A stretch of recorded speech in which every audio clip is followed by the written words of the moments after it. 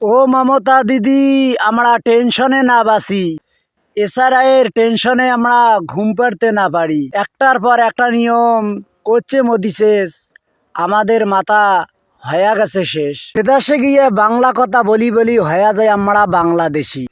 জানি না এই মোদিজির যে কি রাজনীতি, কি করব দিদি, আমরা টেনশনে না বাসি। টাকা বদল কইরা তুমি বললে কালাধন ধরবে, কালাধন তো মোদিজি পাইলা না। সাধারণ মানুষকে লাইনে দাঁড়ায়া জীবন নিলা, তাতেও তোমার মন শান্তি হইল না। এখন আবার নতুন করে শুরু করছো এসআইআর। ও দিদি, আমরা টেনশনে না বাসি। সারা বছর বললে বাংলা কথা বললে নাকি বাংলাদেশি, এখন ইলেকশনের আগে বাংলা এসে বলতেছো সোনার বাংলা তোমায় আমি ভালোবাসি। মোদিজি যতই দেখাও ক্ষমতা, কোনোই লাভ হবে না, কারণ আবারও পাবে বাংলা দিদি আমার মমতা।